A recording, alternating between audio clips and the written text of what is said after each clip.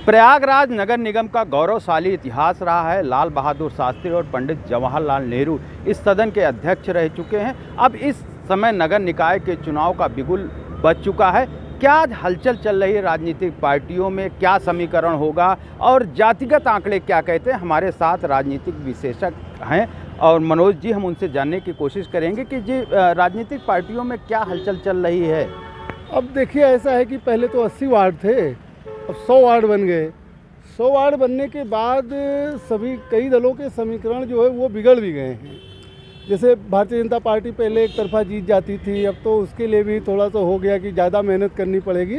लेकिन देखिए, मुख्य लड़ाई तो हमें यहाँ समाजवादी पार्टी और भारतीय जनता पार्टी में ही दिखाई देती है, क्योंकि बहुजन समाज पार्टी में प्रत्याशी को लेकर अभी इतना तनाव चला, अभी तक वो घोषित नहीं कर पाई और विधानसभा चुनाव में जो नतीजा रहा उससे बहुत निराशाजनक है।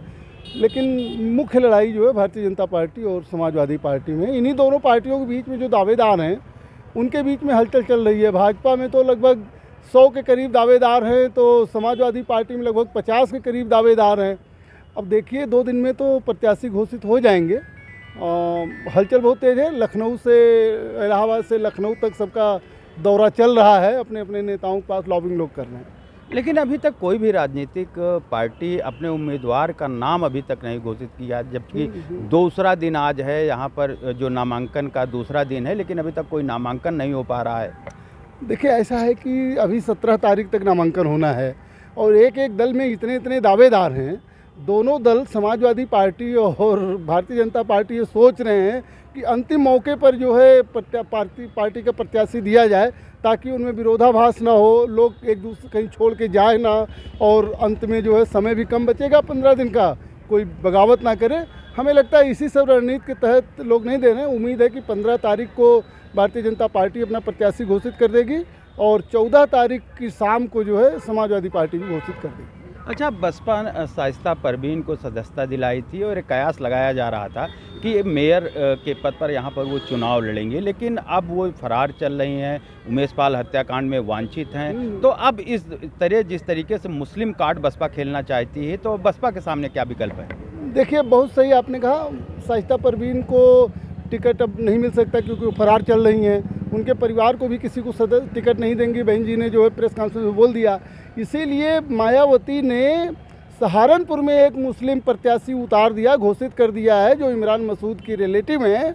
और हमें लगता है कि बसपा ने रिकवरी करने की कोशिश की है, लेकिन प्रयागराज में तो संभव नहीं है। प्रयागराज में बहुजन समाज पार्टी की बैठक हो रही है और कई नामों पर वो लोग विचार कर रहे हैं और उम्मीद करते हैं कि कल हो सकता है बहुजन समाज पार्टी का उम्मीदवार आ जाए।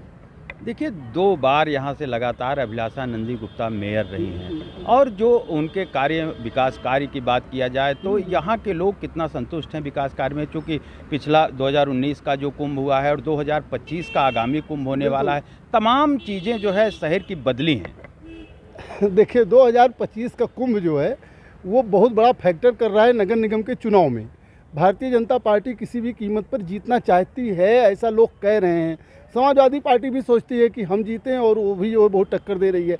जहाँ तक बात आपने अभिलाषा गुप्ता की किया, अभिलाषा गुप्ता की पर्सनल पकड़ लोगों में बहुत अच्छा है और कहीं से जो है उनकी कमी नहीं है। और विकास के कार्य जो हुए हैं वो किसी एक आदमी को श्रेय नहीं दिया जा सकता, लेकिन अगर दिया जा सकता है तो काम हुए हैं।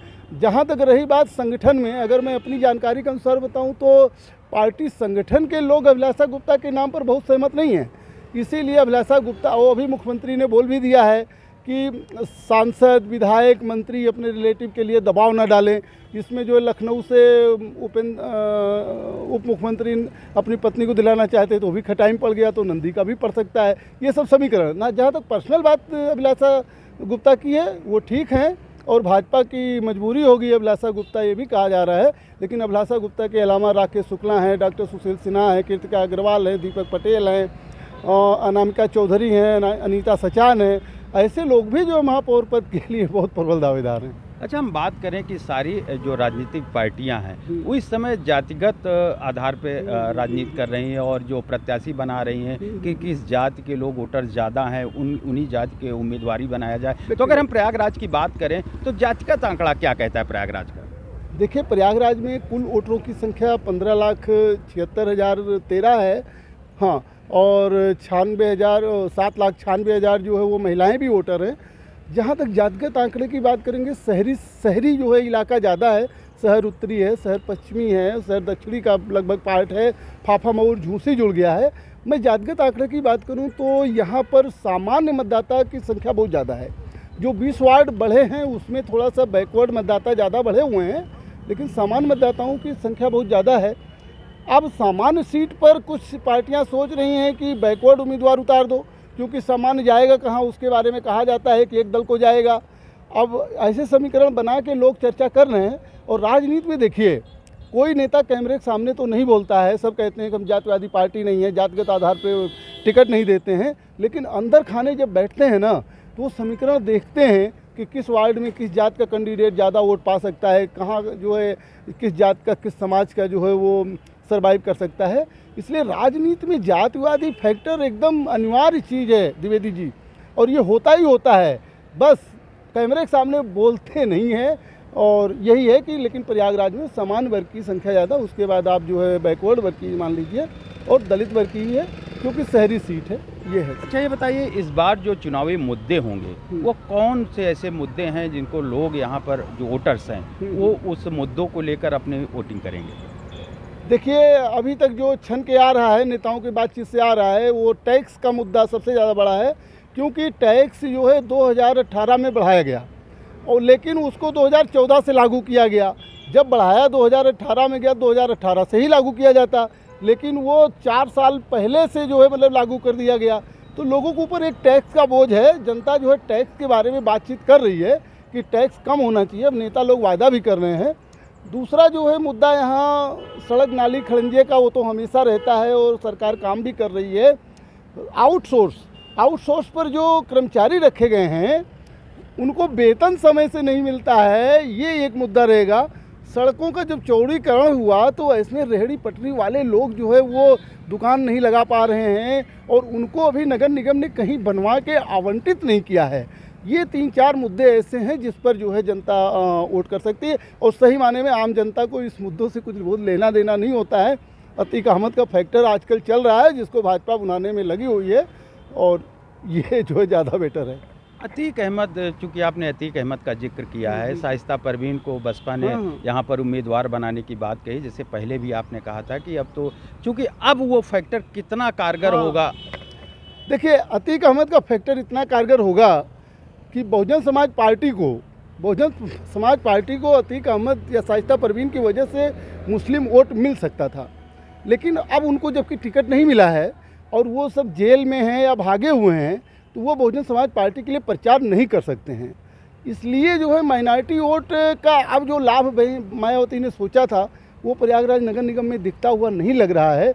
लेकिन भारतीय जनता पार्टी ध्रुवीकरण की राजनीति करेगी ना, वो यही प्रचारित करेगी, देखे मैंने अतीक को सज़ा दिलवा दिया, उनका परिवार भागा भागा फिर रहा है। तो ये फैक्टर शहर में काम कर जाता है। शहर का जो दलित मतदाता होता है वो भी भाजपा को वोट कर जाता है, शहर का जो सपा का बेस वोट होता है वो भी भाजपा को वोट कर जाता है।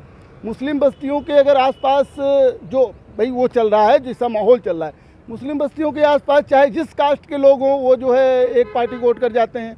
तो शहर का जो वोटिंग होना है, इसलिए जो है अतीकत कोई फैक्टर काम नहीं करने जा रहा है। अगर उनकी वाइफ होती, उनको टिकट मिला होता, तो माइनॉरिटी जो है बहुजन समाज पार्टी की तरफ जा सकती थी। निश्चित तौर के नगर निकाय के चुनाव में जिस तरीके से बढ़े हुए गृहकर का मुद्दा सामने आएगा और जिस तरीके से प्रयागराज में उमेश पाल हत्या हुई है, उसको लेकर जिस तरीके से ताबड़तोड़ कार्रवाई चल रही है, निश्चित तौर पे मौजूदा सरकार को इसका लाभ जरूर मिलते दिखेगा। धीरेन्द्र द्विवेदी, भारत समाचार, प्रयागराज।